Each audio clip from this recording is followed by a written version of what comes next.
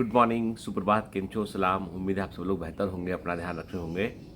आप में से कई लोगों ने मुझसे पूछा कि सर आप भोपाल शिफ्ट होने के बाद आपके वो अब मुंबई में जो ट्रैफ़िक था उससे आपको जो है वो निजात मिली होगी। मतलब आप उतना ट्रैफ़िक का जितना आप बोलते थे कि बहुत लंबा ट्रैफ़िक रहता है मुंबई के अंदर, बड़ा लंबा टाइम लगता है, ऑफ़िस पहुँचने में 1.5 घंटा लगता है, लौट के आने में 1 घंटा लगता है।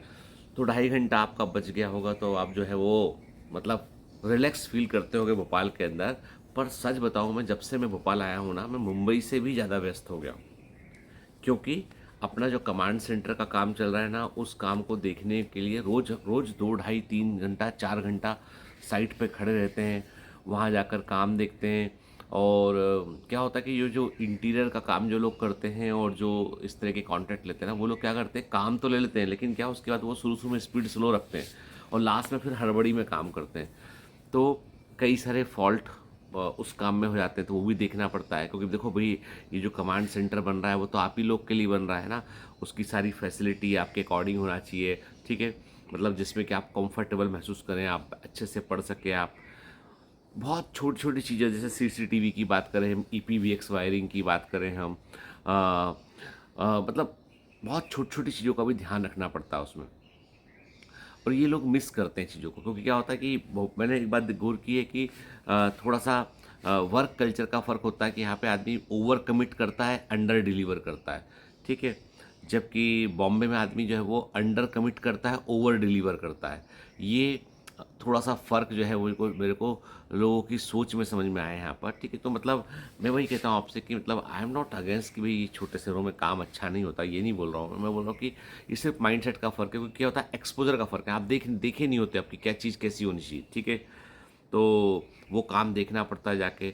अभी भी जो ऐसे कई बच्चों ने बोला सर आप कमांड सेंटर का वीडियो कब बनाओगे, हमें दिखाओगे कब? देखो तुम आओगे देख ही लोगे उसको। अभी क्या है कि रिसेप्शन वाला जो एरिया है वो काफ़ी बड़ा, मतलब हम लोग जो है पहले जब कभी कमांड सेंटर जब बनना शुरू हुआ था तो उस समय उसमें ऑफलाइन क्लासेस के बारे में नहीं सोचा गया था। वो एक ऑफ़िस और कॉन्टैक्ट सेंटर के रूप में सोचा गया था। फिर अब इस सब समय बदला, समय बात आई कि बच्चों को ऑफलाइन क्लास भी चाहिए, तो हम लोगों ने फिर उसमें एक बड़ा-सा ऑफलाइन क्लासरूम बनाया हुआ है, ठीक है? और बढ़िया बनाया हुआ है ऑफलाइन क्लासरूम को। तो उसमें जो रिसेप्शन का जो एरिया है उसमें एक बड़ा-सा ग्लास लगना है, ठीक है? ग्लास मतलब काफ़ी बड़ा ग्लास है वो, तो वो उसमें भी क्या होता है, सीक्वेंस होता है। पहले उसमें आपका शटर वाला हिस्सा लगेगा, क्योंकि तो जो है सेफ्टी सिक्योरिटी के लिए शटर लगाना बहुत ज़रूरी है। बॉम्बे में हालाँकि ज़रूरी नहीं, बॉम्बे में इतना सेफ्टी सिक्योरिटी है कि शटर लगाओ चाहे मत लगाओ कोई फ़र्क नहीं पड़ता है इतना, ठीक है? लेकिन तब भी मतलब बॉम्बे, मतलब मैं साउथ बॉम्बे की बात कर रहा हूँ। ग्लास के बने हुए शोरूम होते हैं, कोई शटर नहीं होता उनमें। यहाँ पे शटर लगाना कंपलसरी होता है कि भाई लगा लीजिए इसको, ठीक है? तो वो लगने के बाद फिर उसकी कवरिंग पैनलिंग होती है, उसके बाद फिर ग्लास लगता है लास्ट में। तो ग्लास का काम बकाया है। फिर इसके अलावा जो हमारा इंटीरियर डेकोरेटर था उसने काम को थोड़ा-सा, उसने जो है वो महीना भर डिले कर दिया काम को, तो कई बेसिक वाले काम अभी बकाया है, ठीक है?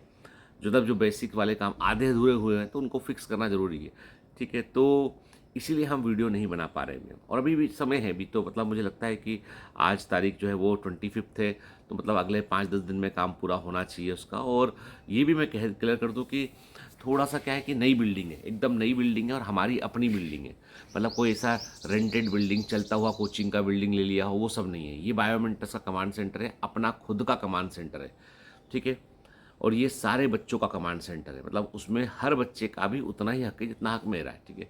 वो वैसा कमांड सेंटर है। तो जब आप आ जाओगे पढ़ने के लिए तो भी छोटा-मोटा पैच वर्क वाला काम जो है वो चल रहा होगा, ताकि आपकी फैसिलिटी को फिर आपके फीडबैक से भी कुछ काम हो, सर देखो सर इसमें ये करवा दो ना सर उसमें, तो वो देखेंगे इसको, ठीक है? तो पॉइंट ये है कि जितने बच्चे जो है वो मतलब ऑलमोस्ट मतलब पहले बैच में बच्चे काफ़ी सारे हो चुके हैं उसमें, और मेरा मानना ये है कि कुछ लिमिटेड सीट्स बची हैं जो शायद नीट के एग्ज़ाम के बाद जो है बच्चे बोले हुए हैं कि सर हम तब ही जुड़ जाएंगे आके इसमें हम, ठीक है? तो वो एक अलग मुद्दा है। मेरा मानना ये है बेटा कि जितने सारे बच्चे जो है वो नीट 2024 की तैयारी कर रहे हैं ना, तो पूरा फोकस अभी नीट 24 पे रखिए। 5 मई को एग्ज़ाम होने के बाद अपना पेपर सच्चे अर्थों में इंट्रोस्पेक्ट कीजिए कि पेपर में हम कर के आए हैं, ठीक है? झूठे आश्वासन के हम करके आए 400 नंबर का है, उम्मीद कर रहे हैं 550 नंबर की, तो ये पॉसिबल नहीं है, ठीक है? क्योंकि जैसे ही पेपर दे के आओगे कोचिंग वाले टूट पड़ेंगे तुमको आंसर देने के लिए, ठीक है ना? कौन पहले आंसर देता है, चाहे गलत और गलत आंसर दें, पर देंगे जरूर आंसर आपको, ठीक है? मतलब वो जल्दबाजी में जो आंसर देते हैं ना, उनमें 2-5 आंसर की गलतियाँ भी होती हैं, ठीक है? तो हम लोग भी आंसर आपको प्रोवाइड करेंगे, लेकिन हम लोग पेपर को पूरा सॉल्व करके सब्र के साथ प्रोवाइड करेंगे। बढ़ा के जो है वो गलत सलत आंसर नहीं देंगे, ठीक है। तो क्योंकि हमको पता है कि कई बार एग्जाम में जैसे बड़ा ट्रिकी क्वेश्चन करता है तो सोच समझ के उसका आंसर लगाना होता है। तो आप नंबर एनालाइज कीजिए, उसके बाद तुरंत डिसाइड कीजिए कि करना क्या है आपको आगे इसमें, ठीक है। कि आपको ऑनलाइन पढ़ना है, ऑफलाइन पढ़ना है कि नहीं पढ़ना है आगे, वो भी डिसाइड करना जरूरी है।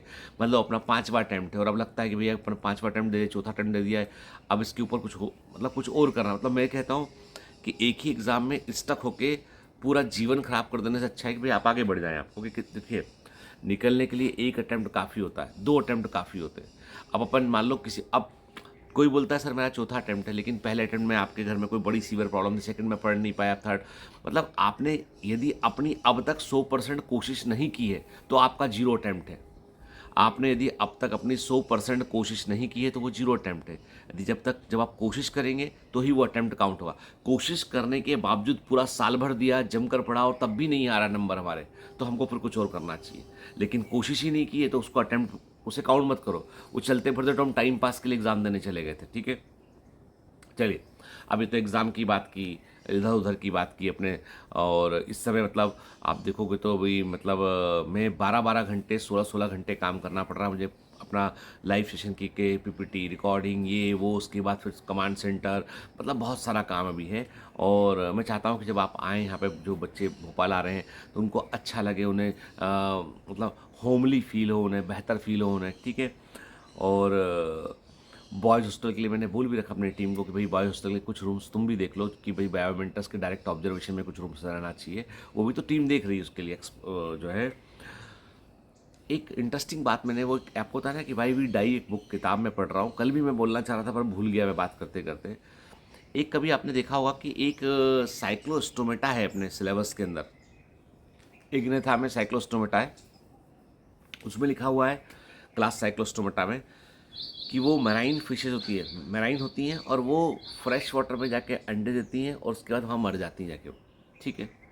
तो मैं अक्सर ये सोचता था कि ये जो मछलियाँ हैं ये जाती क्यों है वहाँ पे, why they go there to reproduce, और उसके बाद मर जाती है वहाँ जाके, लौट के नहीं आ पाती वो। समुद्र से जाती है वहाँ पे, फ्रेश वाटर में अंडे देती है, वहाँ से बचपन से बच्चे निकलते हैं, फिर वो आते हैं समुद्र की ओर आते हैं वो, यही उसका जीवन चल रहा होता है।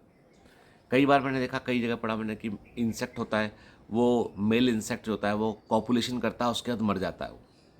तो समा आई थिंक कि क्यों ऐसा होता है। मेरे समझ बात आई है कि हम सारे के सारे लोग एक मॉलिक्यूल से डिक्टेट हो रहे हैं, ठीक है। हम सब के सब लोगों पर एक मॉलिक्यूल अपना कंट्रोल किए और बहुत तगड़ा कंट्रोल किए, वो है डीएनए मॉलिक्यूल। वो लिखता है कि डीएनए मॉलिक्यूल को इस बात से कोई मतलब नहीं कि तुम्हारा जीवन कितना है, तुम कितना लंबा जियोगे, कितना खुश रहोगे, कितना खुश नहीं रहोगे। डीएनए डोंट वांट, उसको कोई वास्ता ही नहीं उसका इस चीज़ से। उसका वास्ता एक चीज़ से है कि मेरा नंबर कैसे बढ़ेगा, मैं कैसे जो है वो फैल जाऊं। उसका सिर्फ एक सेल्फिश मॉलिक्यूल बोलते हैं उसको, एक उसका स्वार्थ है इस डीएनए मॉलिक्यूल का। वो ये है कि वो सिर्फ इतना चाहता है कि मैं जल्दी से जल्दी और सारी जगह पर फैल जाऊं मैं। तो वो चाहे वो जीव, जो जिस जीव के थ्रू वो फैल रहा है, मरे ना मरे उससे फर्क नहीं पड़ता उसको।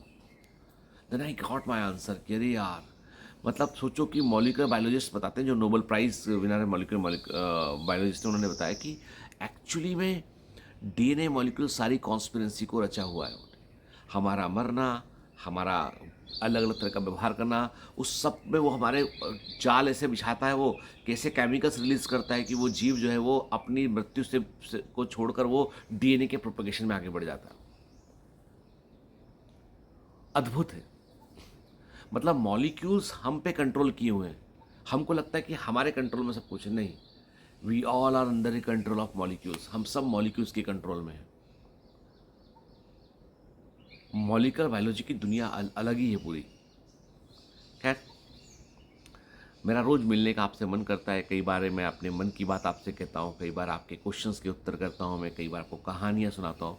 मेरे दोस्त ने मुझे कल बताया कि तूने ना, कल हम लोग बात कर रहे थे तो मेरा एक फ्रेंड है, जितेंद्र पटेल नाम है उसका, तो उसका डेट ऑफ बर्थ और मेरा डेट ऑफ बर्थ सेम है, 11 नवंबर, ठीक है।